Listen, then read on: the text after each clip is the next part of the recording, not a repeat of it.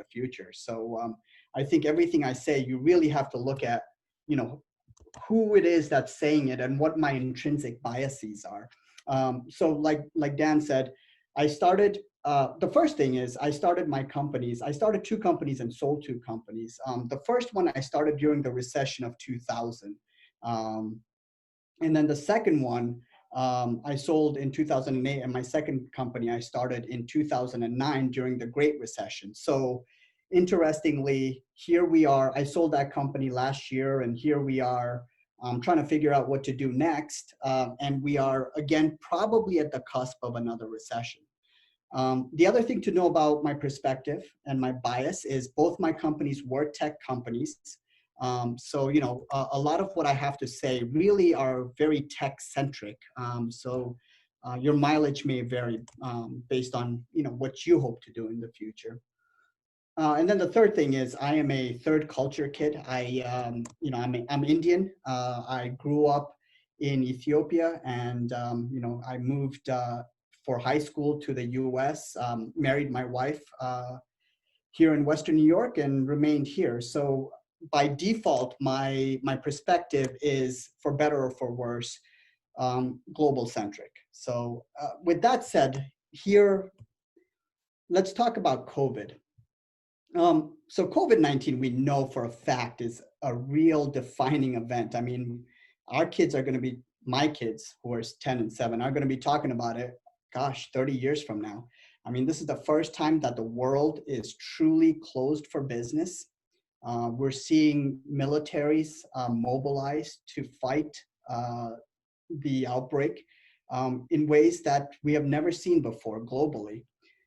We're seeing all these ideas kind of come into place that, are would never have happened under normal circumstances. A lot of ideas that are very liberal, for example, like money transfer, all the American families getting, individuals getting $1,200 per person, $2 trillion in stimulus, foreclosure moratoriums, mortgage moratoriums. I mean, this is some big bazookas we're bringing out. On the flip side, there's also a lot of good stuff that's happening. I mean, if you really think about it, this is probably the cleanest air that we are breathing in a long time. I was looking at a map of what pollution looked like over Beijing in January, and then what pollution levels look like in February, and it is mind-boggling how clear the air is, and we're seeing that all over the place. And then, of course, the other good part is the iconic canals of Venice now have swans because the water is clearer. I think they also have dolphins. So defining event, but what does it really mean to Houghton College students? What does it mean to our workforce and the future of work? So I was just telling Dan before everyone joined, there's a lot of really fun speculation we can do, but my wife told me not to peddle a lot of just rubbish. So after the talk, if you guys want to talk about really way out there stuff, I'm happy to stay and talk about it. But I'll talk about 3 trends that I think are relatively high probability things that will happen.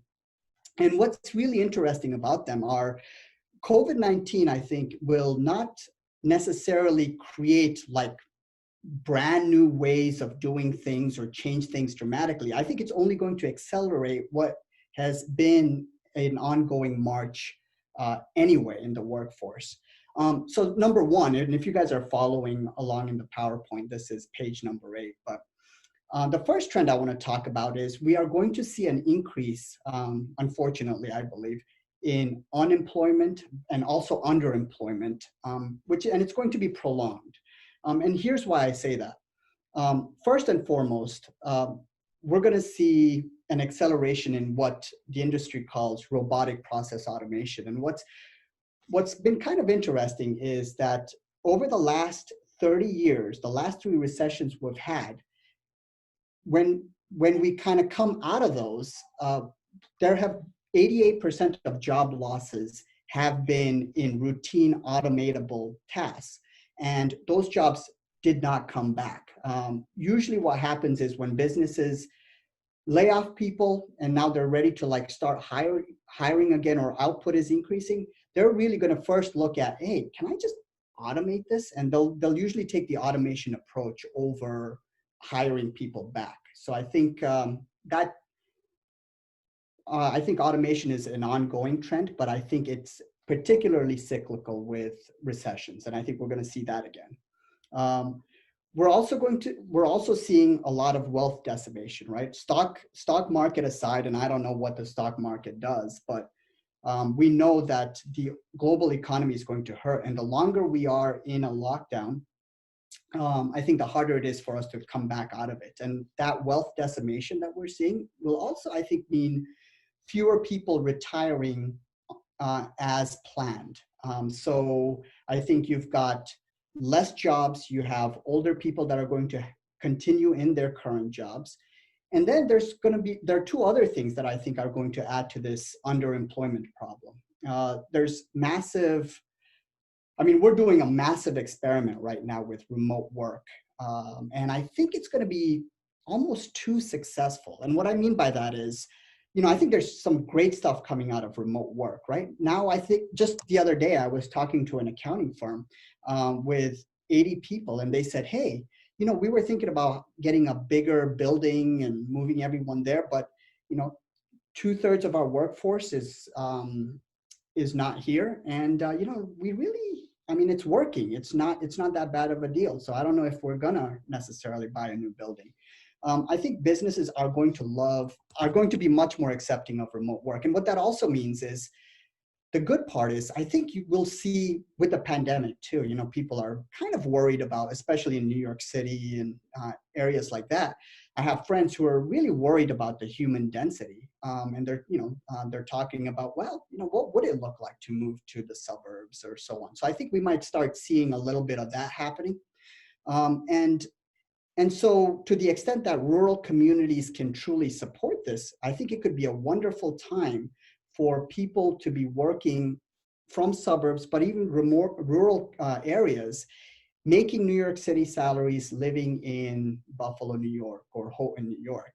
So I think that's a wonderful thing that I think will happen. But there's also a threat, because now your job competition isn't necessarily going to be geographic all the time. People are going to say, hey, well, maybe I'll just find the best candidate wherever they are in the United States.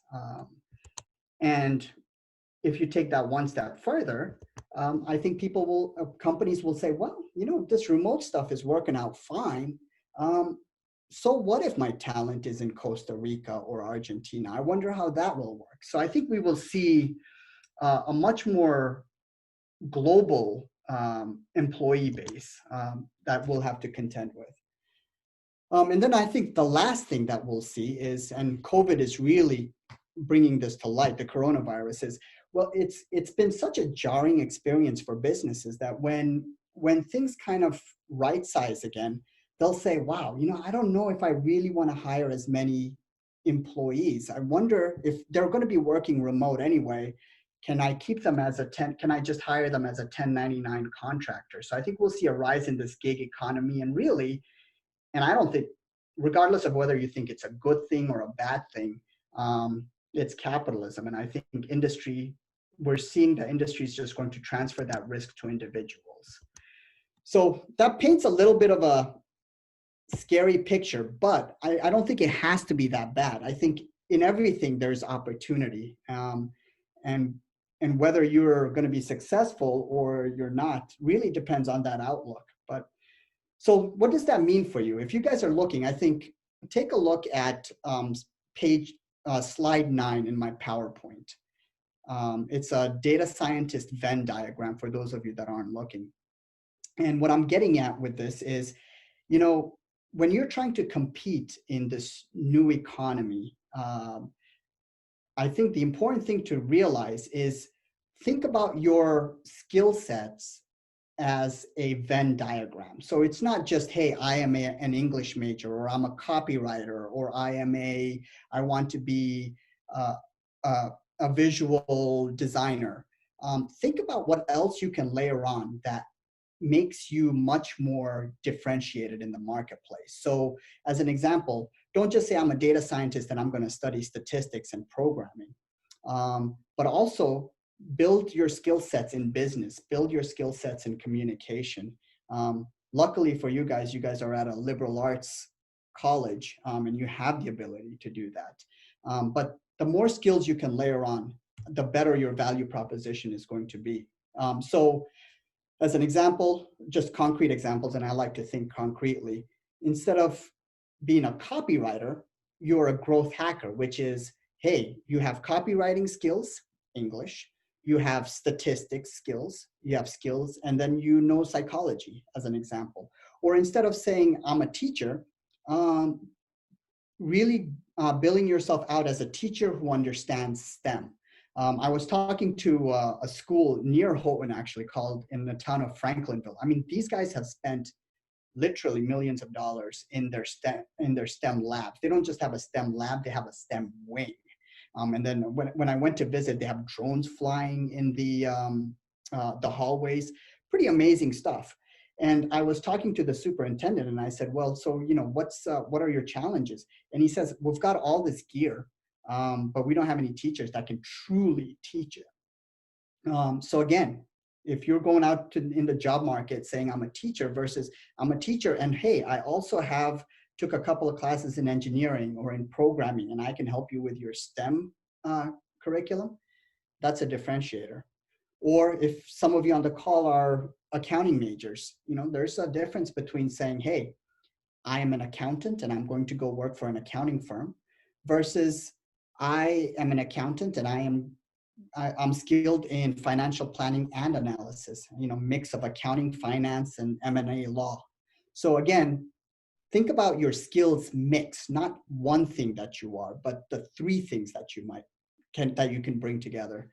And then you students that are listening to this, you're probably saying, well, hey, Akash, that's all well and good, but how do I do that? And my answer is really optimize for learning when you get out of college or even while you're in college. Optimize for learning, not money in your next couple of jobs. Go work at some high growth startups if you're a marketer. Find the right schools where you want to teach that have, that are very progressive about how they're teaching, things like that. The second trend, I think that's really interesting, and this is really near and dear to my heart because I'm involved in a startup right now that's in manufacturing, and it is probably the biggest loss that I am feeling right now.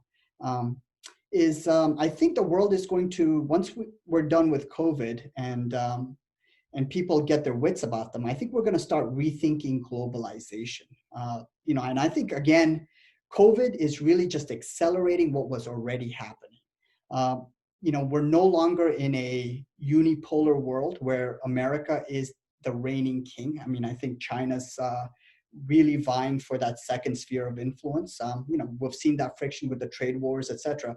But even with COVID, instead of coming together, what I'm really noticing in the news and what's happening is it's not really making us work better with China. If anything, the tensions are ratcheting up. And I think we will start seeing our country decouple, not just for political reasons, but also for logistical reasons. The other thing we're finding out with the pandemic is, hey, our supply chains are really efficient, but you know what? They are so thin and fragile and single sourced. Everything starts with China. And we're going to really say, well, you know what? We want more redundancy in our supply chain. We want, we're willing to give up some efficiency for that. And as a country, we're also going to say, hey, supply chains are really a matter of national manufactured in China. Or some of the, so now we're saying, well, if things really did go bad and, medications were withheld, what happens to us? But that's also true of communication technology. It's true of a lot of things. So I think what we'll start seeing increased trade with other nations because we're going to try to diversify our risk. We're going to start seeing some advanced manufacturing moving back home.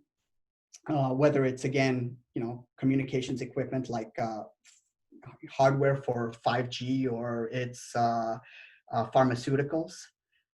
And I think if we're lucky, it will also be an opportunity for the US to step up its game in its competition with China. I think one of the things that we're really losing out on is uh, is in the fourth industrial revolution. And I don't, for those of you that aren't familiar with that term, check it out on Wikipedia.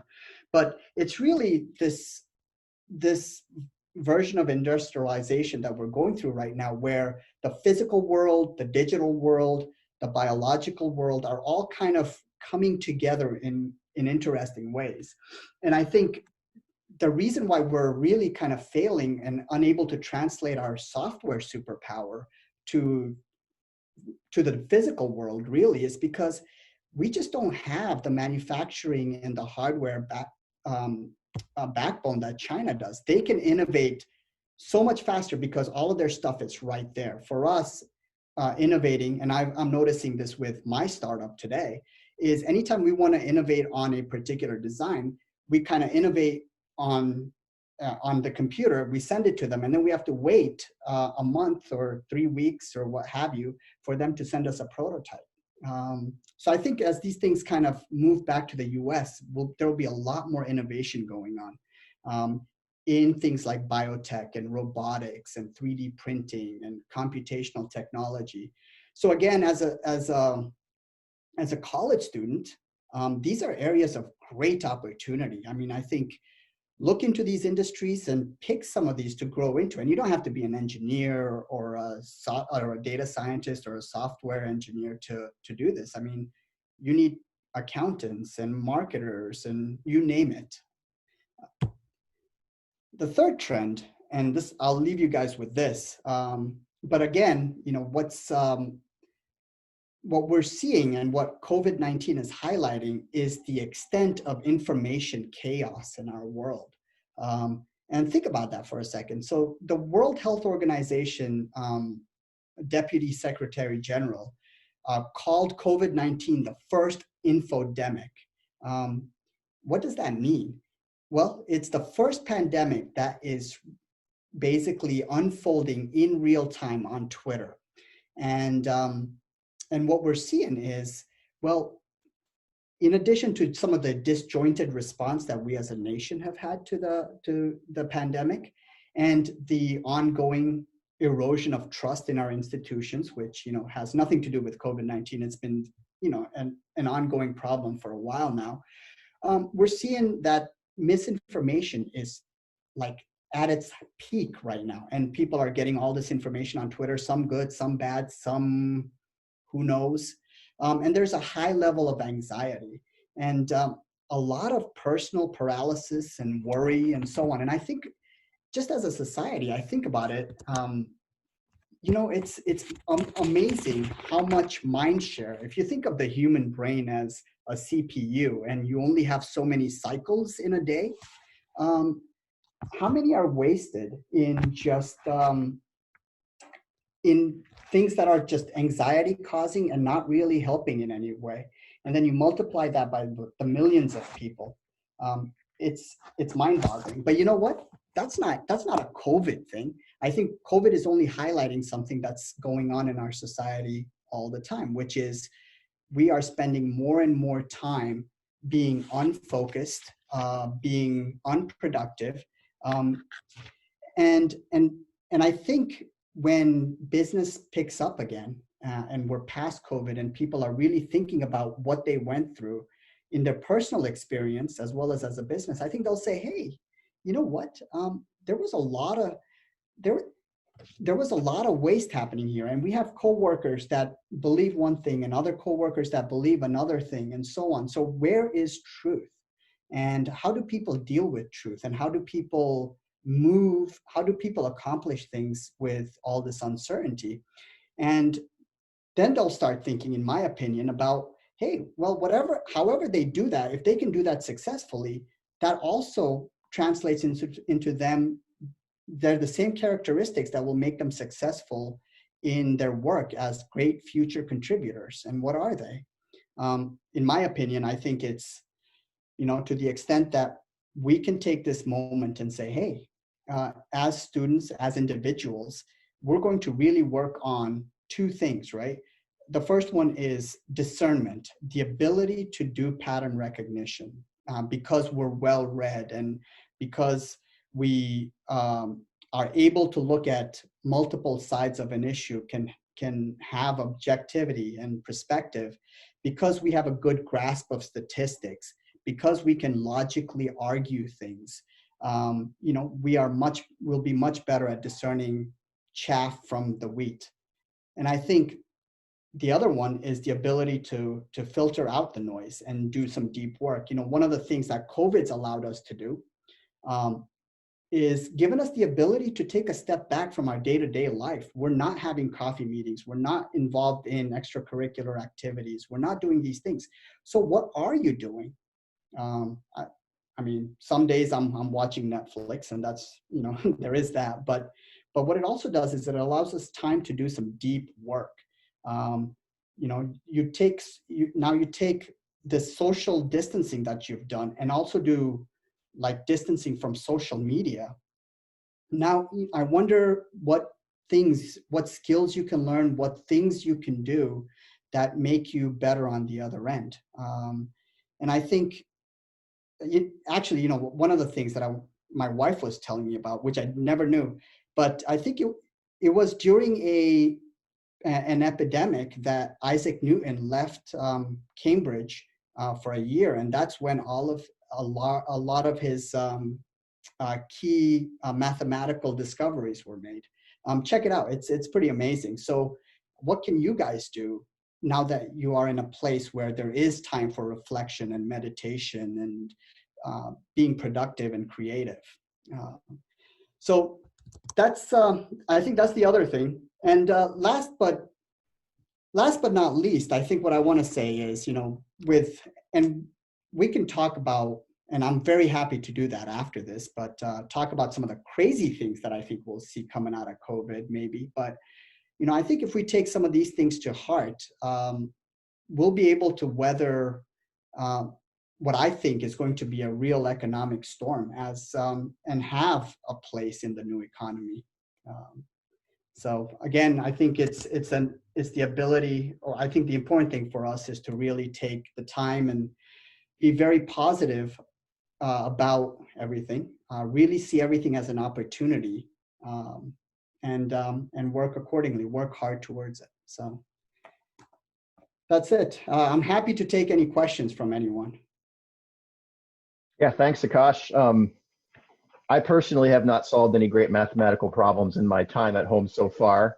Me neither. But I have figured a few things out that I may not have if I didn't have the relative quiet of my home. First question comes from Corey Messerschmidt. He's a junior at Houghton, a business major, about job automation. He's asking to what degree this is going to affect just lower paid jobs, or will it also encroach on specialized kind of work that our students might be more involved in at a higher level? Oh, absolutely. I think it's going to be higher level jobs. Take a look at, again, for those of you that want to, take a look at low code, no code platforms. That's the term. And what that allows you to do is it allows a non-programmer, a business user, essentially, to start automating all sorts of routine things that someone might do.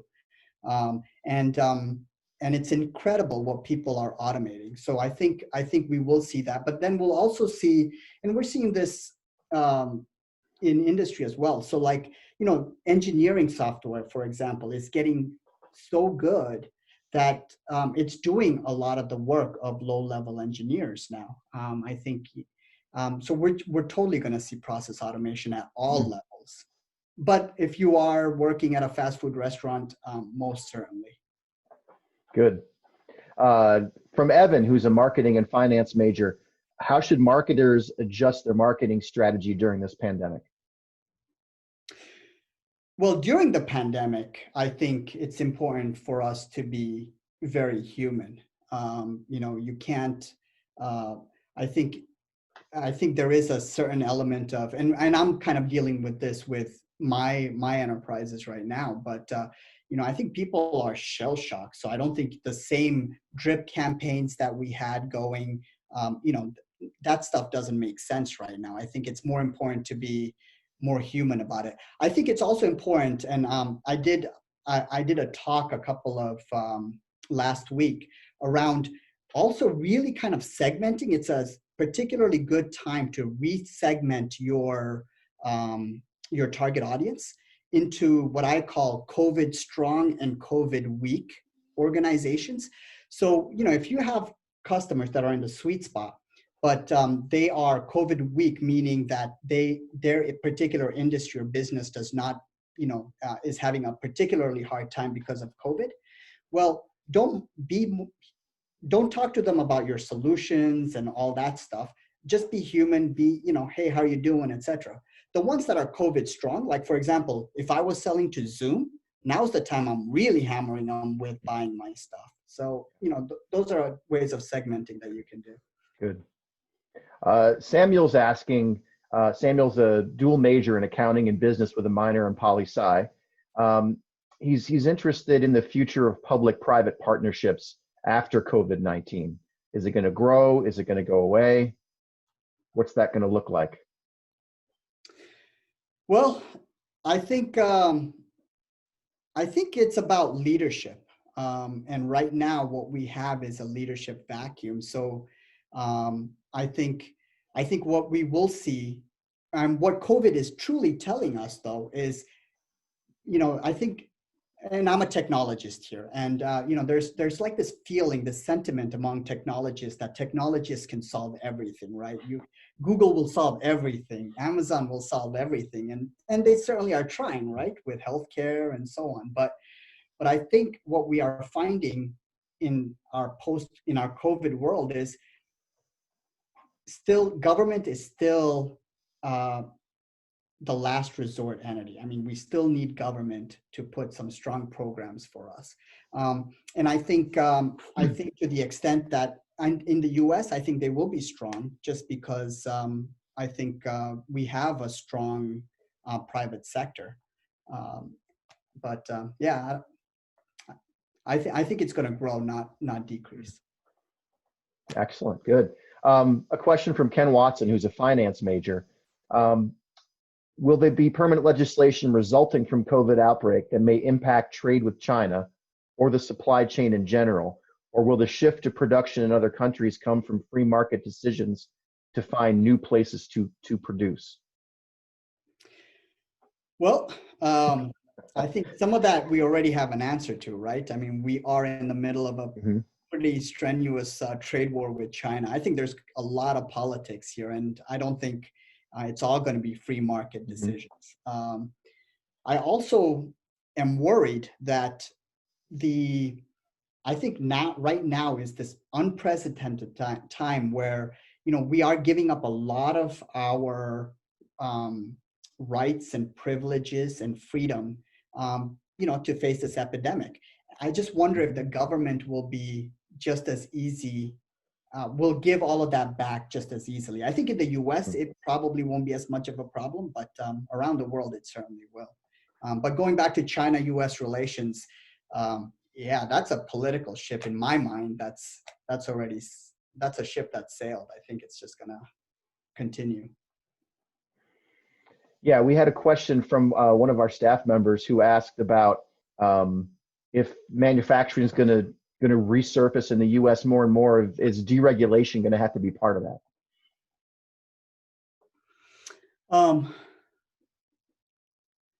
Before it moves back to the U.S. Yeah, that's a great question. And again, I am not that's a little bit beyond my pay grade. But I think I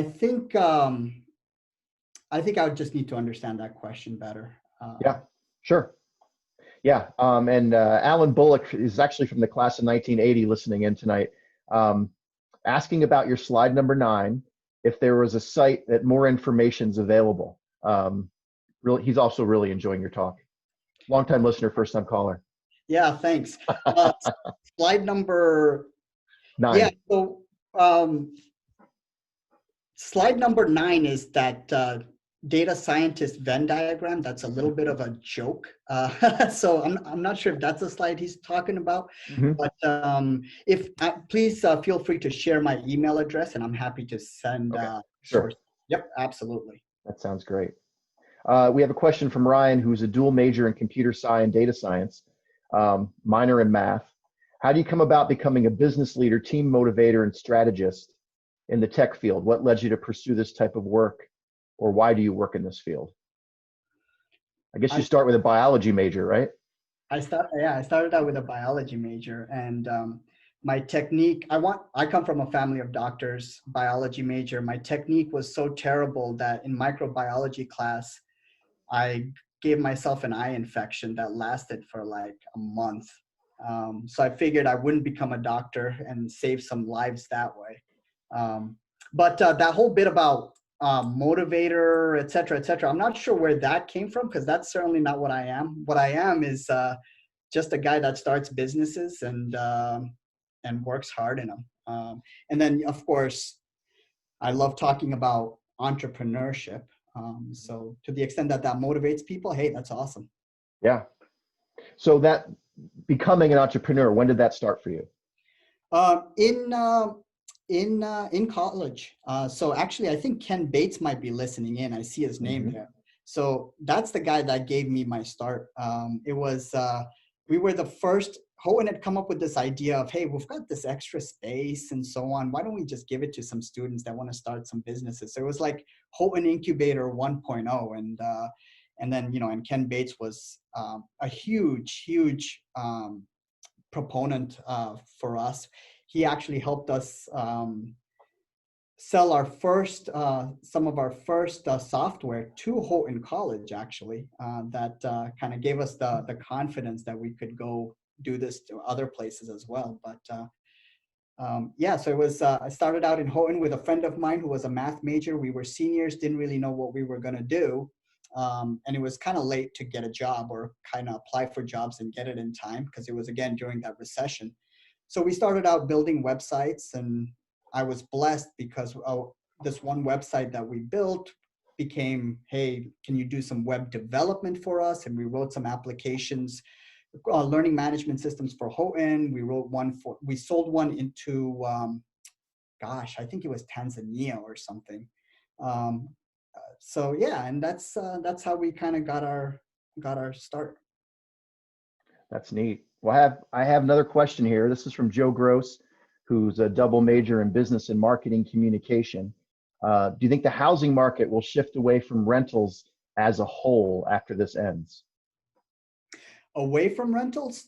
No, gosh, no. I think if anything, that will grow. I'm also involved in a company called Rent Prep.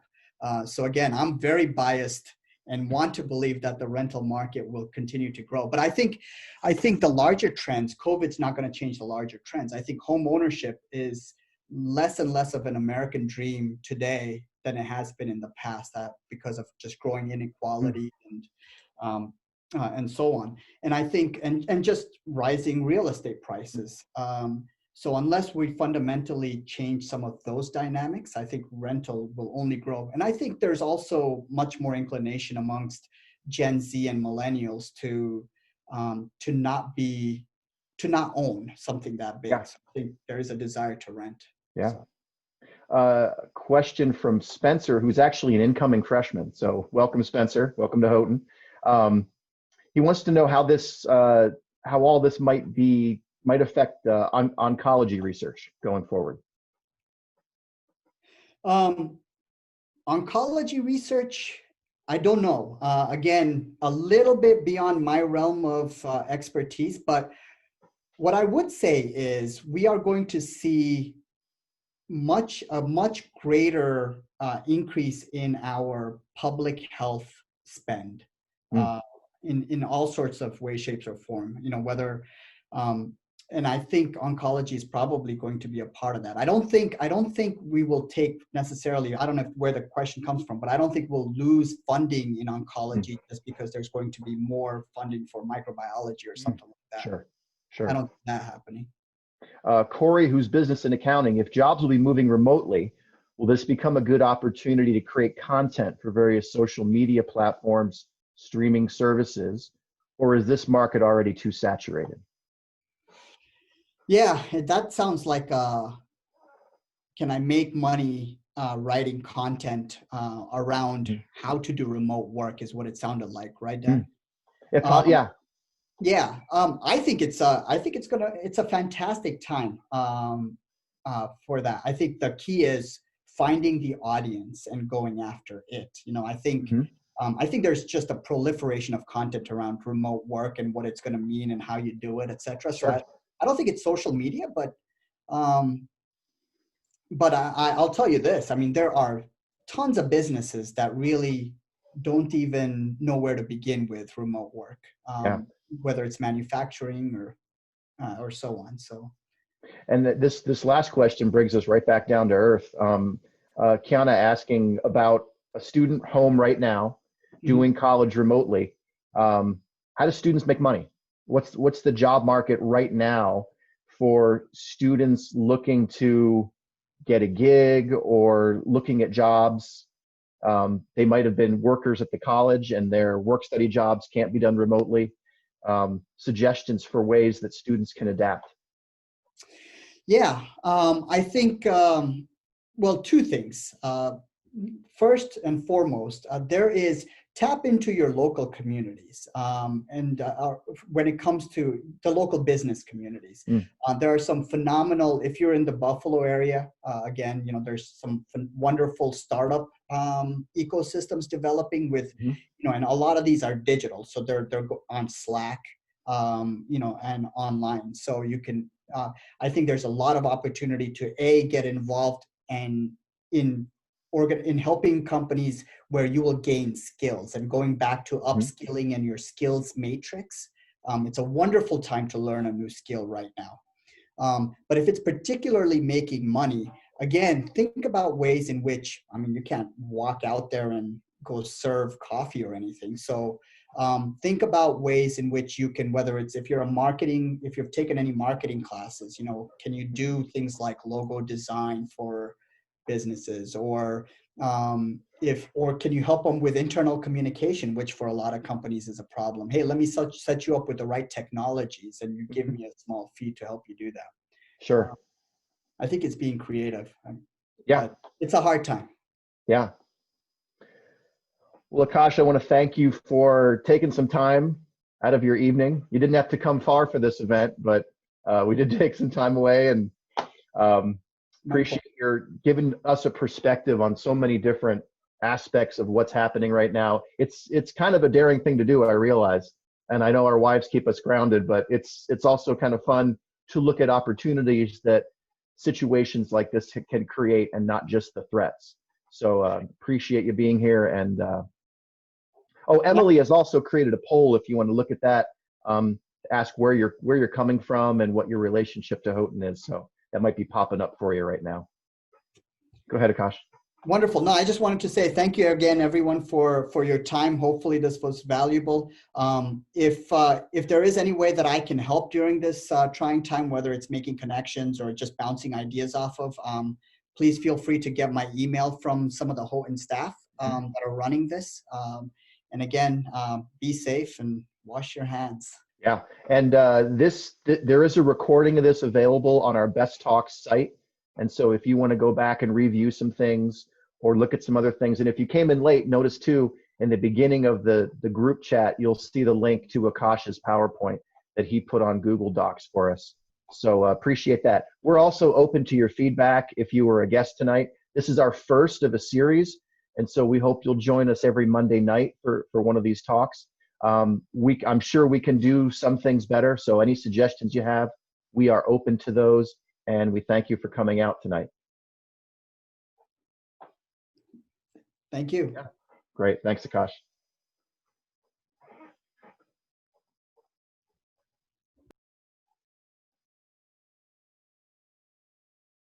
Now the numbers are going down.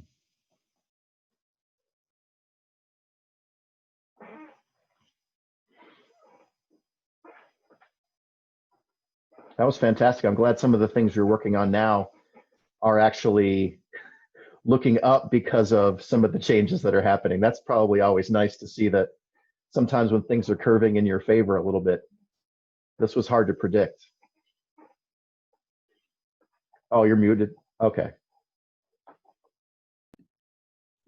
Oh, okay. Thank you. Yeah. I couldn't unmute myself. Oh. Yeah, it's certainly a little bit of a crazy time. I think everyone's reeling. The manufacturing startup that I'm working on, we had first the supply side shock with China, getting hit and not being able to get product, and then now it's demand side. There's really Sure. Yeah. no buyers. Yeah. I mean, who's spending right now? Who's investing in businesses right now? Yeah, I don't know. Yeah. Real challenge. So. But again, I think everything's an opportunity. That's the mindset, right? Because I think if you get into a negative mindset, you'll just maybe not spot an opportunity when it comes your way. So Yeah. best you can do. Yeah. I've got a question. Let's see. I'm learning here. Somebody raised their hand. I know metaphorically what that means.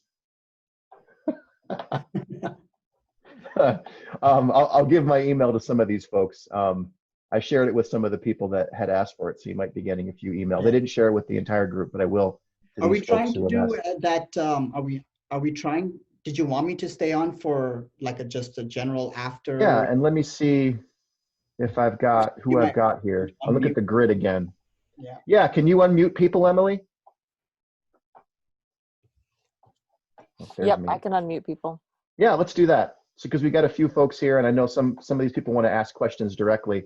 So we've got just a handful of folks in here. So I wonder if I can. Oh yeah, I can. Just don't mute the people I'm unmuting. No, I'm just clicking the unmute. Hi, Dan. Hi, Akash. It's Cliff. Hey, Cliff. Good to see you guys. Hey, Cliff. Hear from you guys. You might be coming from the furthest away, Cliff. Yeah, I'm in the Caribbean. That's awesome. In the Caribbean, I'm running 100 megs, and it's curfew. Hey, Cliff. Long time no talk. How are you doing? Yeah, I'm doing great. I'm doing great. Great. Yeah, I'm doing great. It's about time that we I'm really happy for this forum. This forum allows alumni and prospective persons to actually brainstorm and see how we can navigate through this period that is really new. It's really new for a lot of us. All of us is really new. We've never seen anything like this before. So it's really good that Houghton, has had this forum. The other schools that I've attended Wesley. Wesley has not done anything like this. My other colleges haven't done anything like this. So this is actually the first, one of the first of many. For sure, Wesley, they were into online classes long before so